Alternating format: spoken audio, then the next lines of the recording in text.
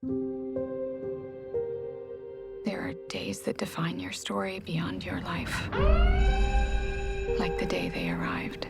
Still no signs of what might be called first contact. The objects measure at least 50. I'm Colonel G.T. Weber from Army Intelligence. Pack your bags. You're at the top of everyone's list when it comes to translations.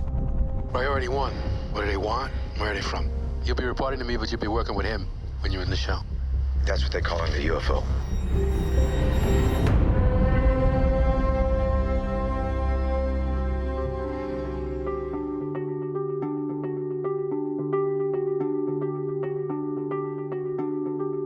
Hello and welcome to another episode in our Conversations with Sound Artists. This is our special focus, a spotlight on our Oscar nominees for 2017. We're doing this a little bit differently than our other episodes. We're doing this via Skype today because two of our nominated artists are in Montreal working up there, and they are nominated for the movie Arrival this year, which is just a really fantastic utilization of sound. The movie is nominated in both Oscar categories this year, Best Sound Editing and Best Sound Mixing. So today we have supervising sound editor Sylvain Bellemare joining us, as well as re-recording mixer Bernard Strobl. So thank you guys so much for joining our podcast conversation today. You're welcome. It's a pleasure. I really just wanted to congratulate the both of you. This is your first Academy Award nomination, is that correct? Yes, it is. It is indeed. Well, I think that the work is incredibly deserving of the nomination. The sound design, I think, is just wonderful, and I want to dive into that a little bit. But I'm curious for both of you. You know, I believe this is the first time that you've worked with the director Denis Villeneuve on a picture. So how did you guys meet Denis, and how did you come to work on Arrival?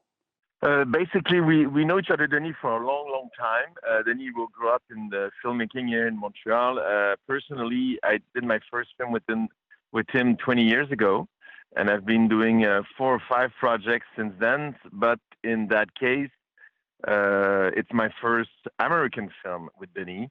Because he started in the US around 2011-12. That's my first. Well, myself, you know, I was actually a recordist for one of Denis' first implication in a film as a director a long time ago, and it's a small family in Montreal. We all know each other for a long time. Sylvain and I have worked on more than 20 films together, and Denis had seen my work through other directors' films. And so it's a small family, and we all know each other for a long time. Fantastic. And so, and at what point in the process did I guess this is for you, Sylvain, did you become involved with Arrival?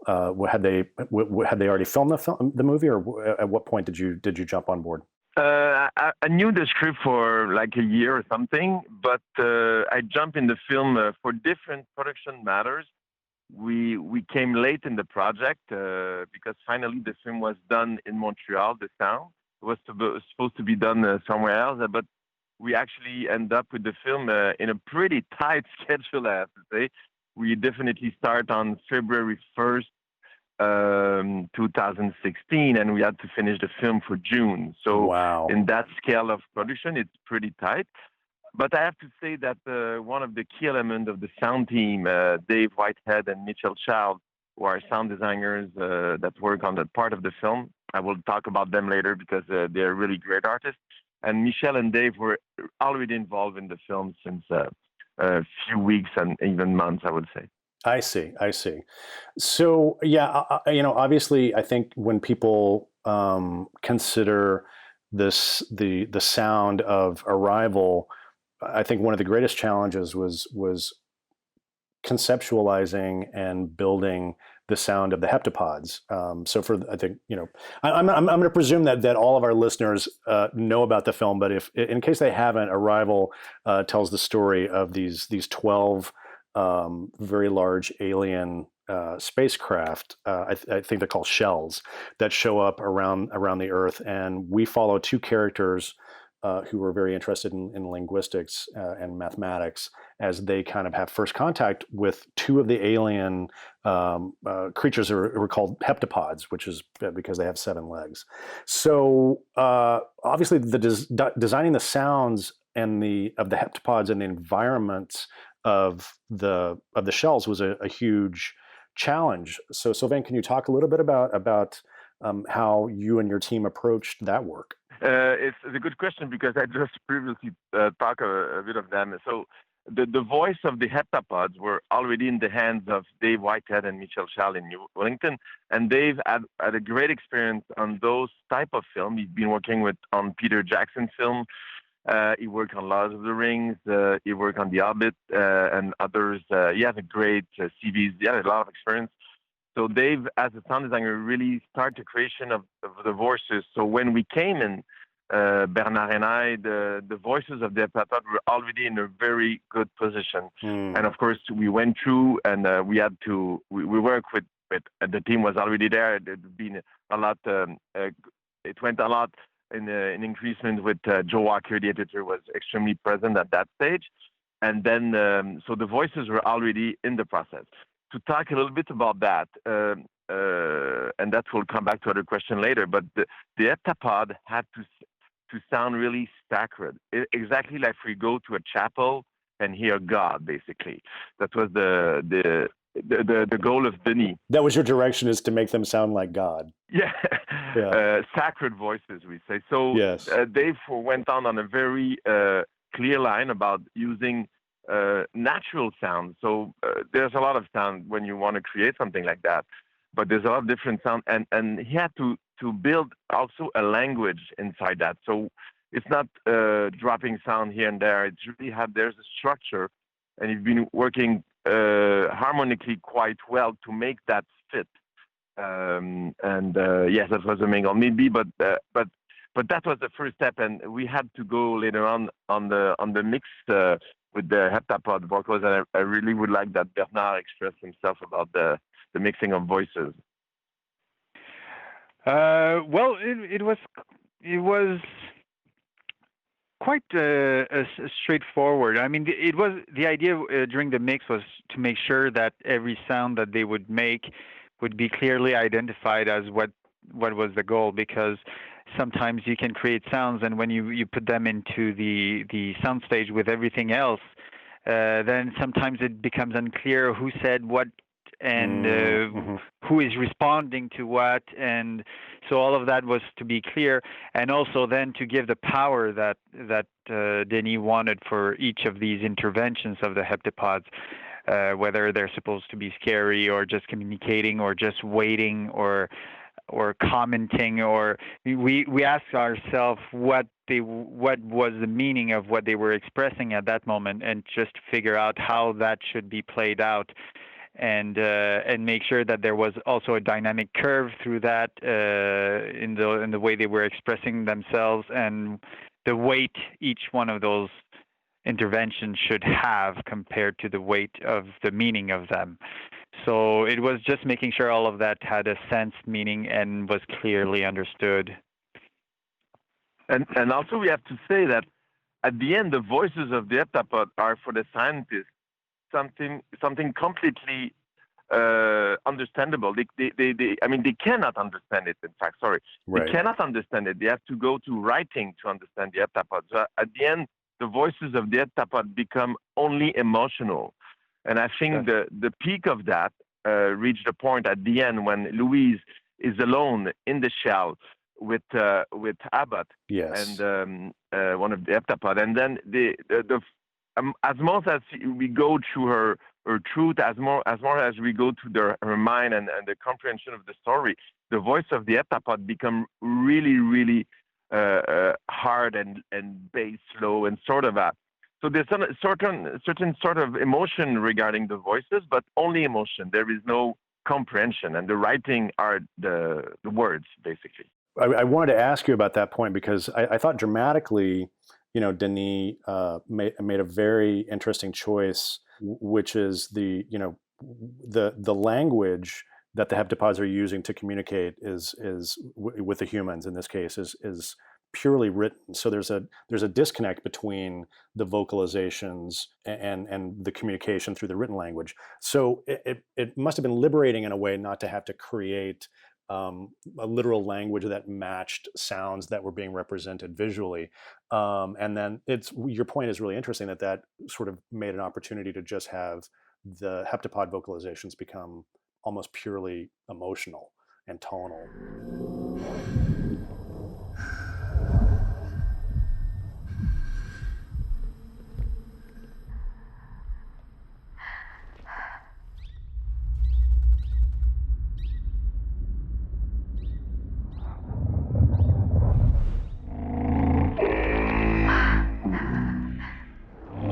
I'm curious because there are two main heptapods in the film, and they call them Abbott and Costello, which is pretty amusing. But are the voices different? It seemed to me like the voices were different for Abbott and Costello, like they had their own personalities.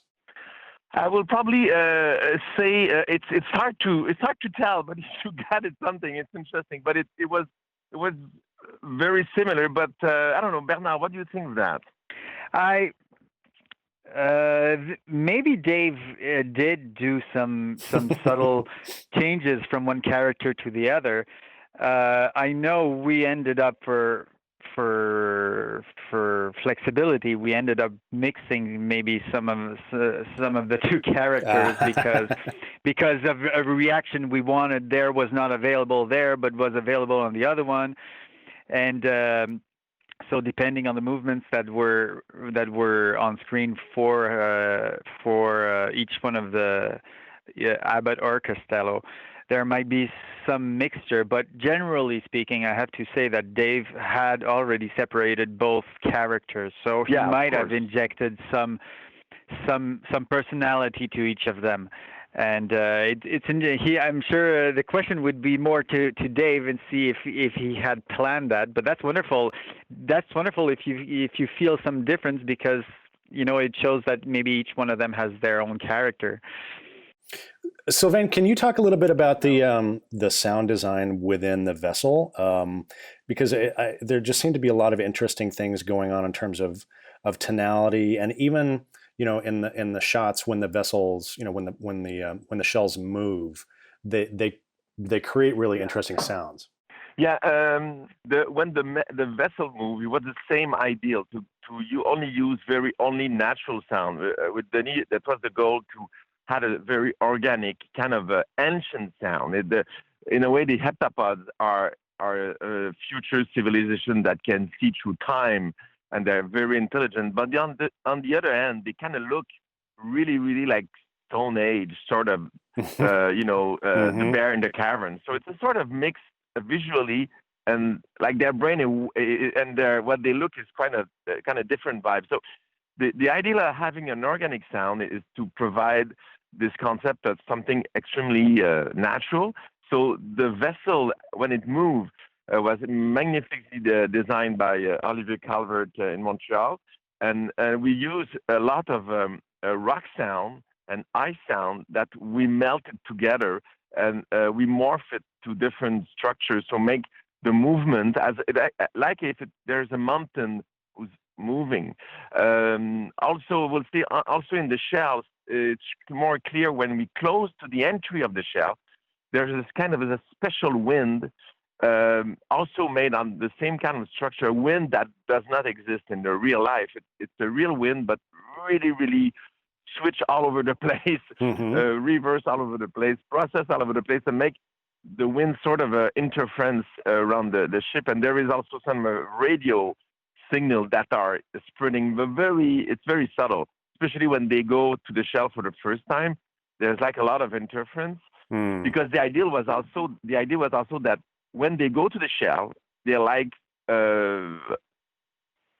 billions of thousands of kilometers from the base, in a way. Even if the distance is like 1 kilometer from the base, in fact, their communication are really, really tough to get. So there's sort of it wasn't like that all the time for different cinema concepts. Sometimes the voice was difficult to hear, sometimes not, because there is a script that's going on and we need to understand. But the idea was to bring the radio communication to a level of disconnection as soon as they go into the shell.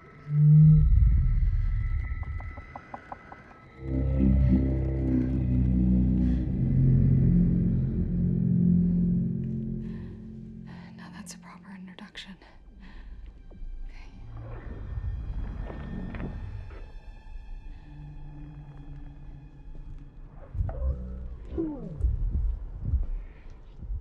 You brought up the electronic communications, and I read that you guys spent a lot of time and energy in the way you processed the actors' vocals to go through radios, to come through televisions, to, I think that the easy thing is just to put, a couple of frequency filters on and kind of do a little bit of a radio futz as a plug-in. But you guys actually took some extra steps, and I'm curious to hear what you did and how that affected the perception of the performances.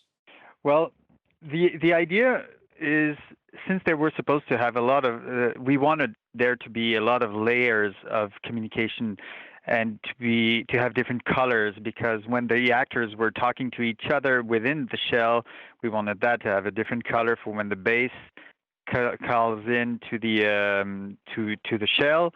And there were all sorts of dialogue lines also through television, through kind of let's say kind of a Skype between military bases, and through all of those things, we really wanted for it to be different, each one of them. And starting using plugins, sometimes you end up getting colors, very similar colors, depending on the plugins that you use. And also the interferences or the static and breakups that we wanted to be able to have were almost easier to recreate in a very naturalistic way, using real communication devices that we could actually manipulate and move around, and to create all sorts of problems in it. And the idea was to get inspired by the real things, and then to come up with new colors that were a little bit out of what would usually be used, because we're using real things that are all different in types, and that would be the inspiration of how things would sound within it.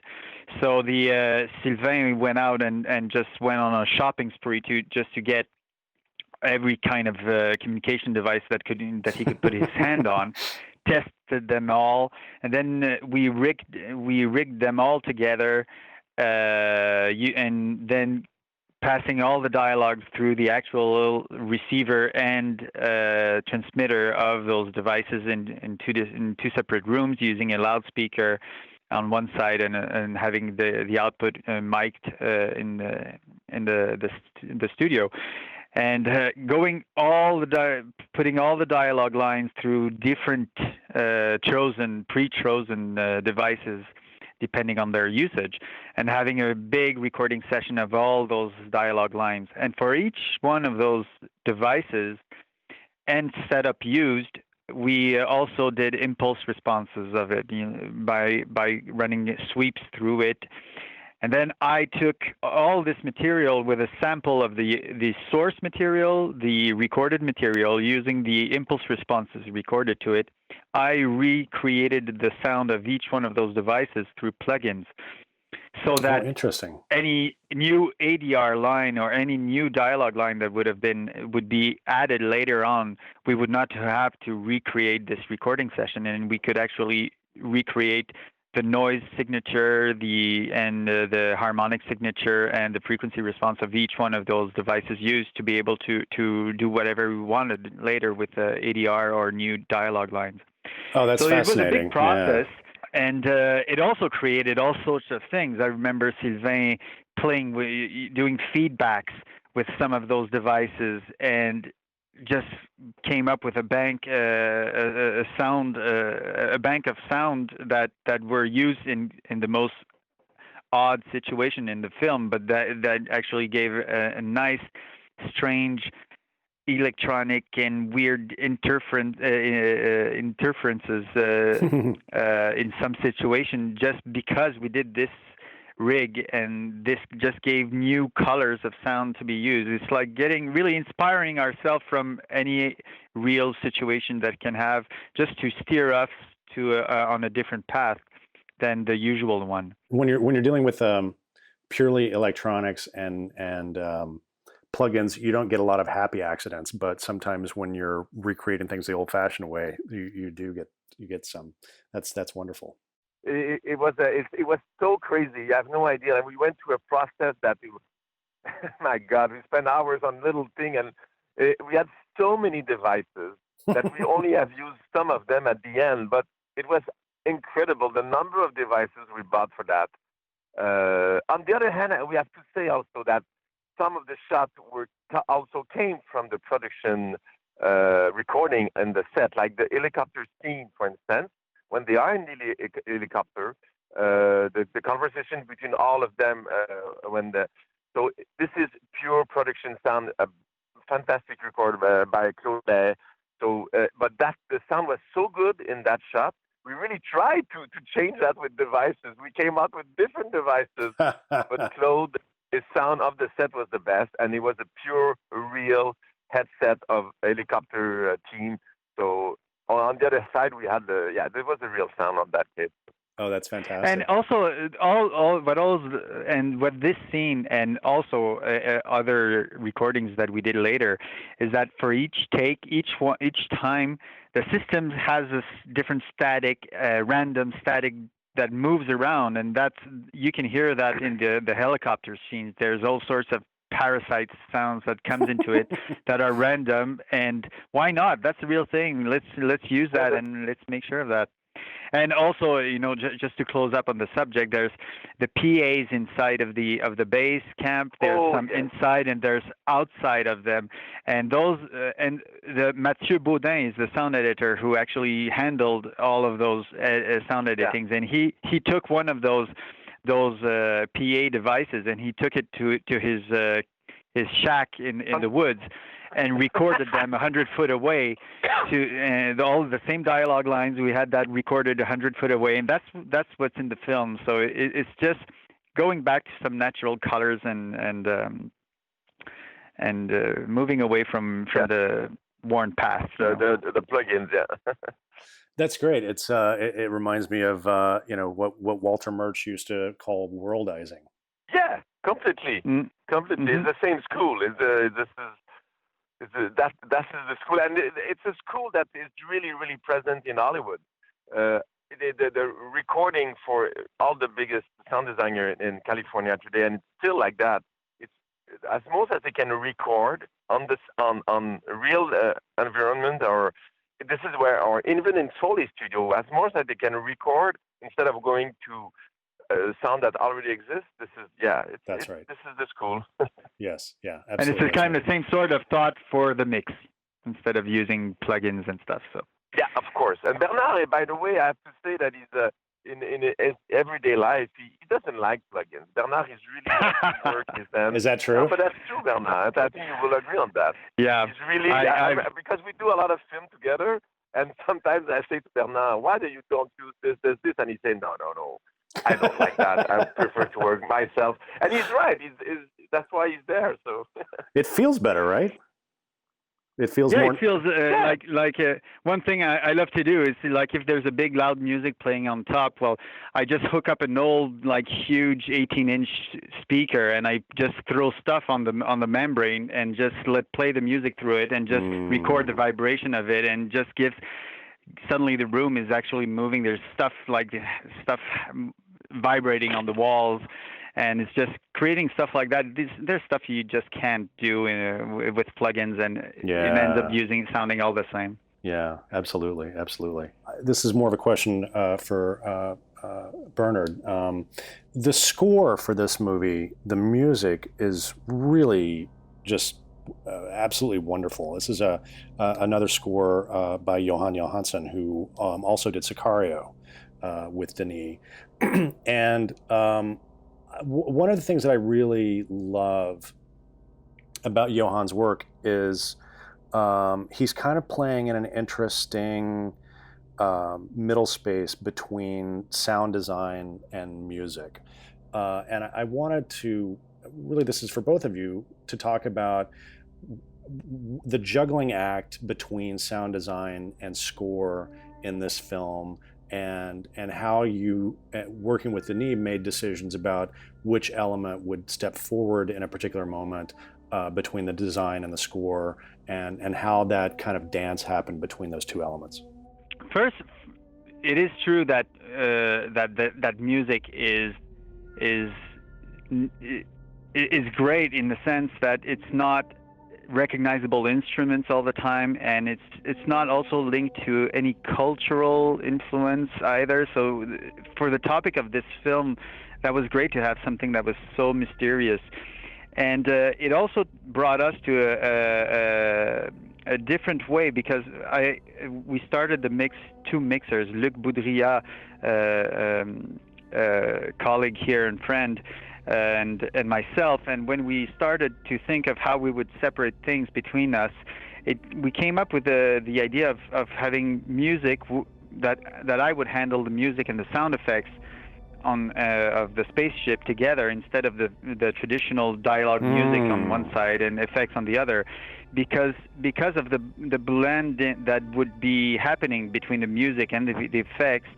We thought that'd be a good idea to handle them like that, and it came up and it became quite obvious that in some scenes, the music and the sound effects would just blend together, and nobody could tell one from the other. And I'm thinking really specifically about that first scene where we're in the ship with our human characters, and then the two heptapods first arrive, and there's some beautiful tonality elements happening. But then Johann's score, actually, when you first see them, makes a huge, bold statement, but then that almost seems to blend into a little bit of their vocalizations and movement. It was just, I thought it was a really lovely way to make those two elements work together.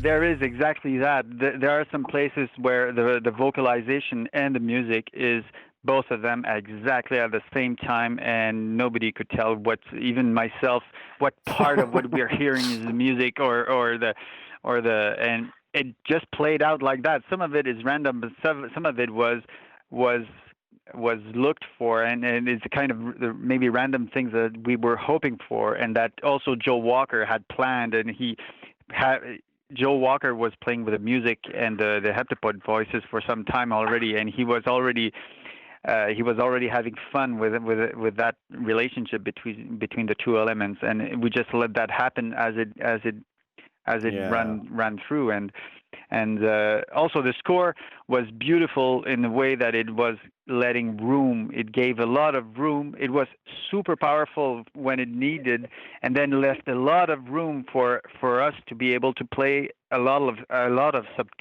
subtle things like the breathing of Louise, or just make sure that we were able to get all the anxiety of the characters, the way they were afraid, and the emotions of the character were allowed to cut through very easily, because the music just left some huge gaps in it with some sustain to keep the tension, but the way it was scored, it left beautiful room for all sorts of stuff to come in. That was great. And also we can talk. There's a lot of, for instance, the helicopter scene. For instance, when you arrive to the shell for the first time, I think is the the music score there is absolutely, my God! Every time I see the scene, I I enjoy it so much, and it was one of the goals because the helicopter has the same range as the music, so the sound of the helicopter is mixing into the music and sort of in a way that it's become only one thing. I don't think you can, I'm really happy with the combination there of music and design. Oh, I'm glad that you pointed that out because I noticed that when I was watching the movie again, because of course Denis starts it with a kind of it's the first time you've really seen the shell, the alien ship, and it's a wide shot and it's very dramatic and the score is there, but then it seemed like the helicopter came in almost like a percussive element of the score before the helicopter came into the frame, and I was really blown away by the collaboration between the design, the sound editorial, and the music departments. And even, I read a little bit about Jóhann and how he did the score, and I'm aware that he used a lot of human voices and tape loops, and it seemed like you guys were sort of aiming at the same thing, which was neither one of you used electronics. It's really it's so organic, and I think that's one of the reasons why the two pieces blend so wonderfully together. Yeah, I think one of the key code is that because Jóhann music was already there. It was clearly there. So when we came to do the design, in a way, we just had to follow Johann's music.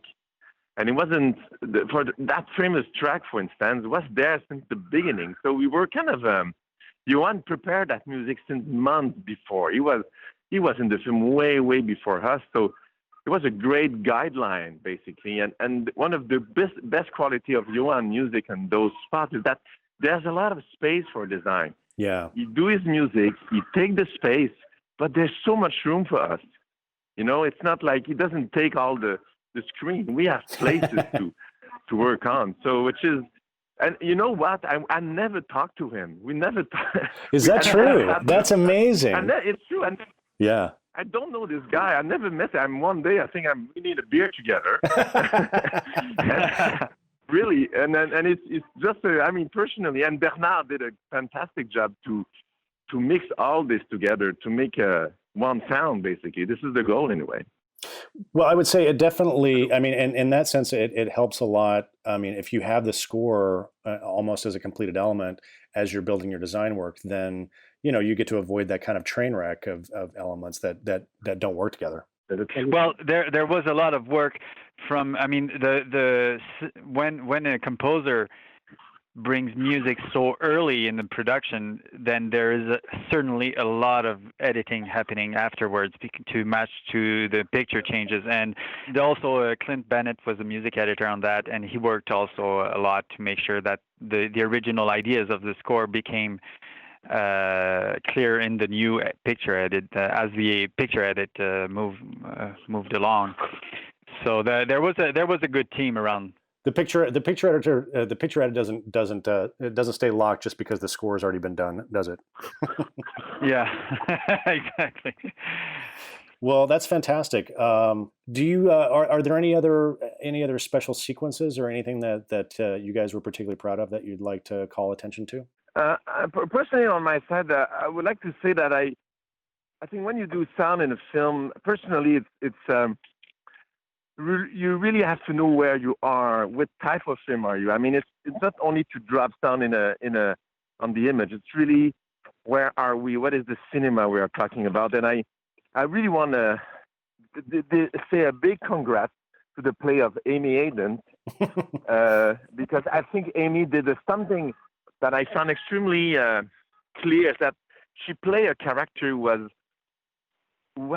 suffering something in her life. She wasn't there. When the film starts, she's not a happy person. And there's something happened in the film. She gets a connection with a world that nobody can connect. When she put her hands on the glass in the heptapod shell, there's literally something that go into her mind and her body, and she will, in a way, be more alone than ever. And I think the way she played, the vibe that she had, brought us in a sort of a world that for us, and I mean, personally, we were able, I think, to follow. We tried to follow her. Basically, I don't know if we did that, but it's like if the sound follow her. It's like the sounds come from her. So Yes. of course, sometimes when those kind of things are probably way much more intellectual than real. Yeah. But this is something that fascinating me about, and I think she's so good. She's such a great actress. She never quit that stage. For instance, she dreams in the film. There's many moments she falls asleep. Yes. And she dreams and she wakes up. And also not talking about the flash forward that people think it's flashback. And anyway, so all of those elements bring her in a world that where is she, and she's alone. That's and she will be alone for the rest of her life, basically. Yes. So yeah, I mean, so that was anyway sort of.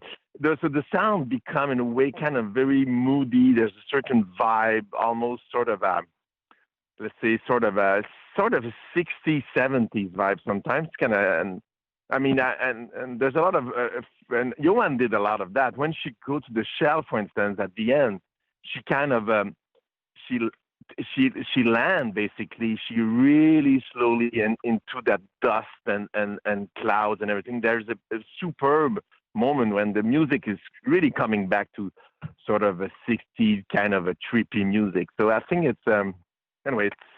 That was very exciting. That's great. Well, yeah, I think you talked about the music opening up space, but also the way Denis designed the sequences and the way he shot them.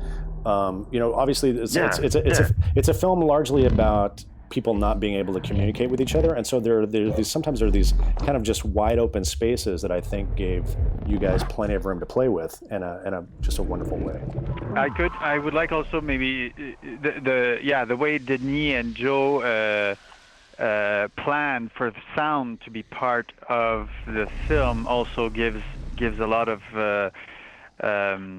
leisure to take that space, like all the sounds that are taking Louise Banks to her flashbacks in and out, and then then Sylvain came up with new ideas just to keep this kind of idea of connection through sound, which is a sense that is always open even when you're sleeping. So to create those links in and out of those dream moments, flash forwards or flashbacks, and to use the sound to go through that was brilliantly done before. And you were asking for some scenes that could be worth mentioning. Well, when we're going for the first time in the shell, to create this idea of distance between the shell and the base, and the fact that it's getting really deep inside, and also to create all sorts of mood, there was actually a character that was created in post-production completely to keep communication open all the time, communicating every step of the way. And that was if I'm not mistaken, that could have been, I think, Sylvain's idea to bring this up in there, and that allowed us to be able to bring it in and out, whether we wanted to get closer to the characters and create silence. But to do this silence, well, we needed to have that noise all around to be able to carve in and out of that. And that was a great something really added to the film that in that scene that creates this mood of stress.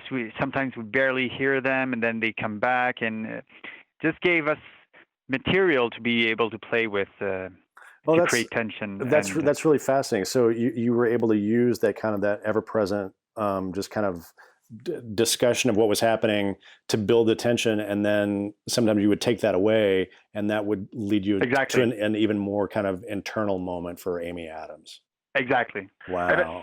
And also Bernard can talk about when the first time she go to the shell, for instance, she came out of the base, and all the sound radically come from inside her hazmat. So we really, with her, is really happy with that. It's something that really completely was done in the mixing room, and there's a lot of great things. Also, I would like to talk about how we did the logograms. That was an enormous Sure, amount yes, of course. work that we started in Paris because the Foley team was in Paris, led by Nicolas Becker, who is a fantastic Foley artist, one of the best sound person I ever met in my life. He's a pure genius. And Nicolas was behind the Foley of Gravity and the Foley by Quaron. And the Foley of Gravity is a masterpiece in I think in the history of cinema. I'm not joking. He also was the Foley artist behind Ex Machina, which is a very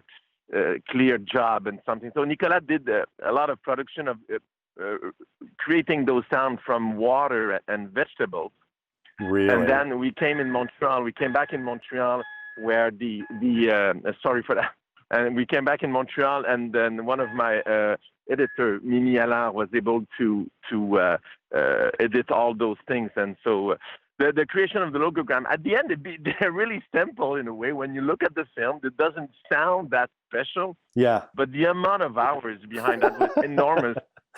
And yeah, so it's exactly like the ink, the writing when it's stuck into the glasses. So it was really exciting.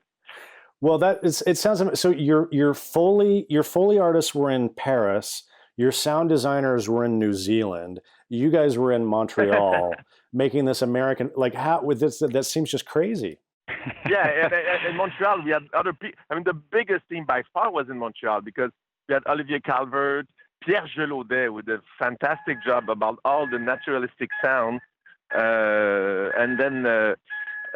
Sorry, I'm in my car actually, and there is a beat going on. Okay, sorry for that. It's I'm also a father right now, so I have my daughters coming from the pool. So sorry. That's right. Yeah, the main team was in Montreal. Some of the team in Wellington. We had something happen. Some of the sound were produced in New York, and also some of the effects came from LA. So basically, we had an international over 4 different countries. So it was really exciting. Very interesting in a film where that talks about communication between different countries, yes. And we end up creating this with this exact same type of communication.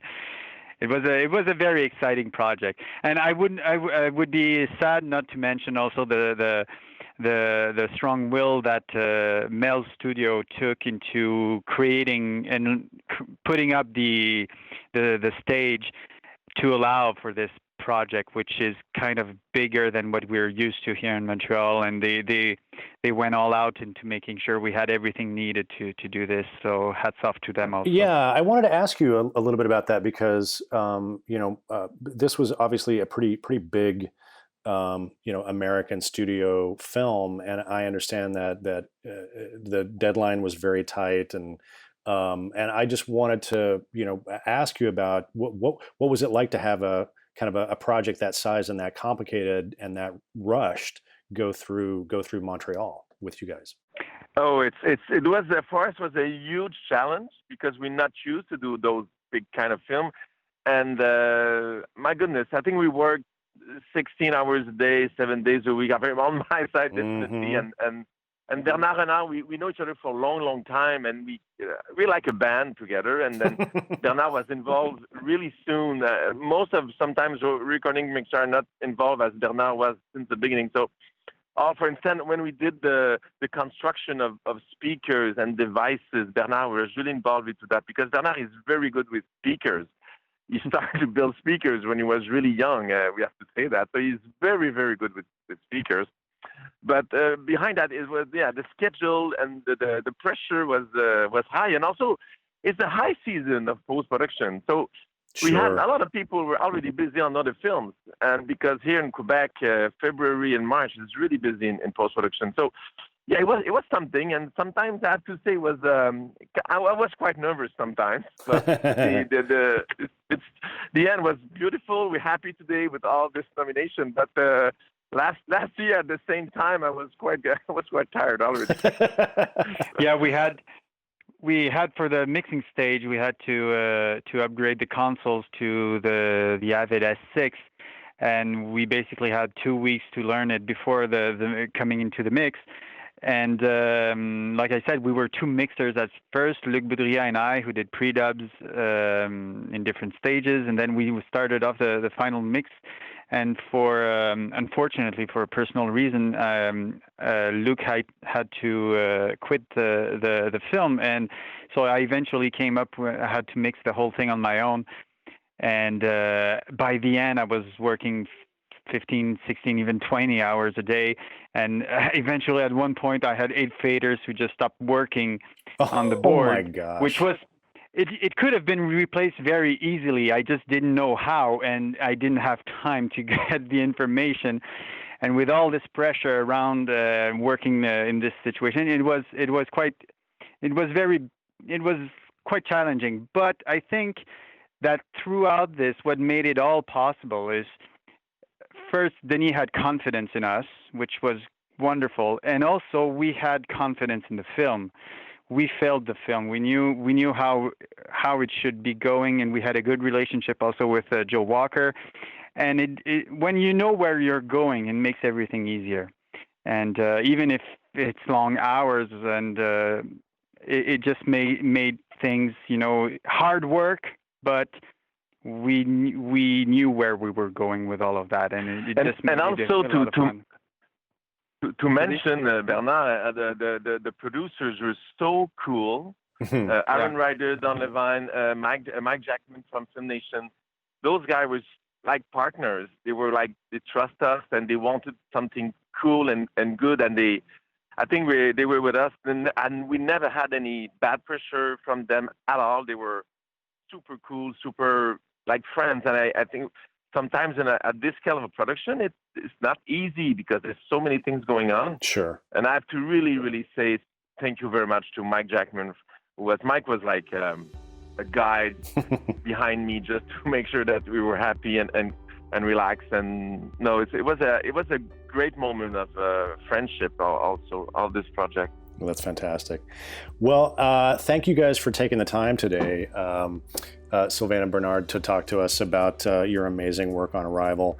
And best of luck in a couple of weeks at the Academy Awards. I know this is your first nomination, so for both of you, so this must be a very exciting time. It is. Very exciting, yes, it is, very overwhelming, and we feel very honored to be there because there are some very nice sounding films around on those lists also, and to be sharing that moment with them is really an honor.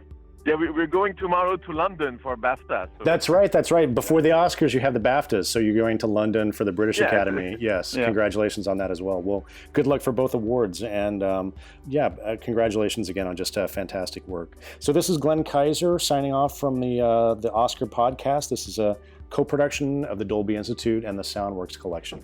Thanks very much.